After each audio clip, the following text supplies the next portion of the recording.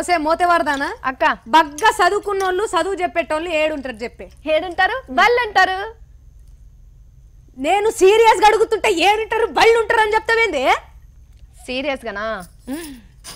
బడిలు ఉంటారు గీ ఏటకారమే వద్దనేది గీ ఏషాలే వద్దనేది తెలిస్తే చక్కగా చెప్పు లేకుండా ఊకో గానీ మొహం ఇట్లా సీరియస్ గా పెట్టి బళ్ళు ఉంటారు అని చెప్పుడు కాదు అయితే అయితే కేరళలో ఉంటారు పక్కన మళ్ళోసారి ఆలోచన చేయి పక్కన ఆలోచన చేయన్న ఏ అనుమానం అసలుకే లేదు పక్కాగా కేరళనే అయితే నువ్వు గోడ కుర్చీ వేయాల్సిందేనే ఎందుకే ఎందుకేంది ఎందుకు బగ్గా చదువుకున్నా లేకున్నది నువ్వు అన్నట్లు కేరళలో కాదే మరి ఎక్కడనో చెప్తా చూడు చక్కగా ఇగో ఈ ఊర్లోనేను బగ్గ చదువుకున్న వాళ్ళు ఉన్నది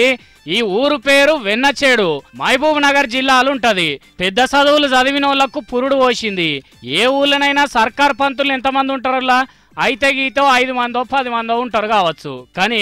ఈ ఊర్లో ఏం తక్కువ 150 మంది ఉన్నారు ఇంకా వీళ్ళు కాక రాబోయే రోజుల్లో సర్కార్ పంతులు నౌకరైతేనే చేస్తామని బీఈడీలు డిఈడీలు చదివేటోళ్ళు దగ్గర 300 మంది దాకున్నారట మంచిగున్నది కదా పంతుల ఊరు అని పేరు పెడితే మంచిగుండి అనిపిస్తలేదు ఈ ఊరికి ఇక ఊర్లోకి ఇంతమంది సార్లు ఉన్నాక మరి చదువు రాని వాళ్ళు ఉంటారా అందుకే ప్రతి ఏడాది ఒక్కరు కూడా ఫెయిల్ కాకుండా 10వ తరగతి అందరూ పాస్ అవుతున్నారట